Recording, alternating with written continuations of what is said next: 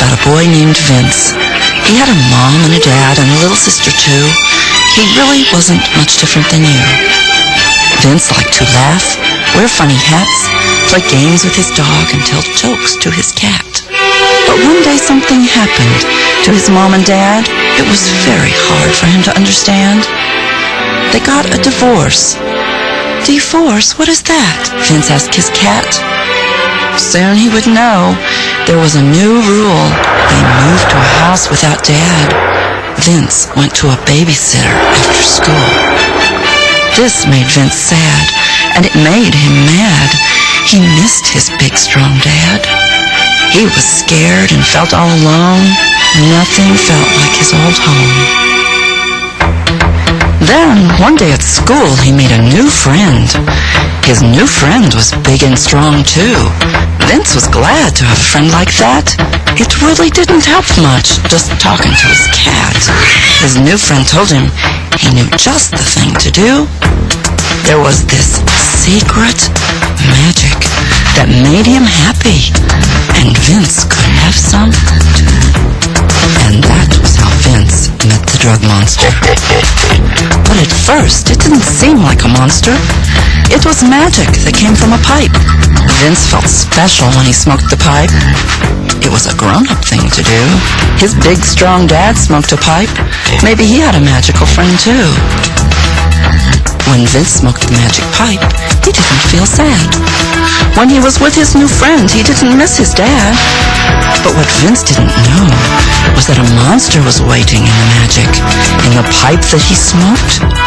The monster would swallow him. No joke.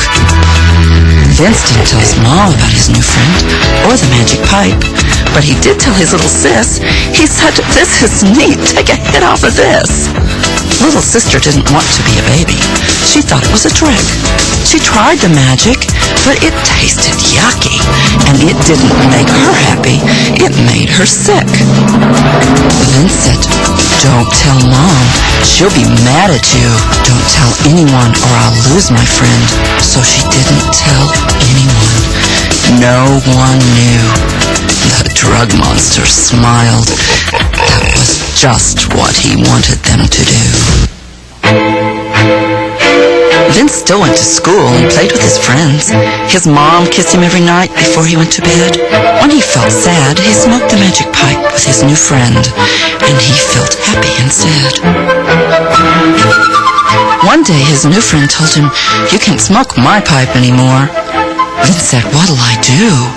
So Vince used his lunch money to buy a pipe and some magic, too. Days and weeks and months went by. Vince hid his pipe from his mother's eye. Every day he kissed her and went to school. Sometimes he forgot his homework. Oh well, he made new friends that were cool.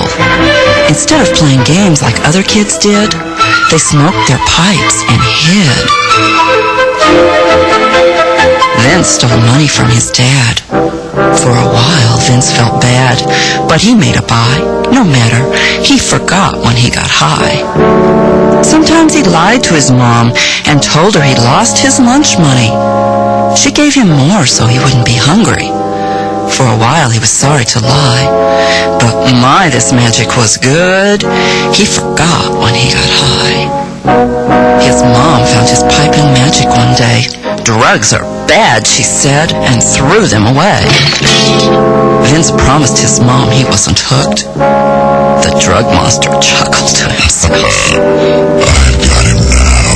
He's hooked."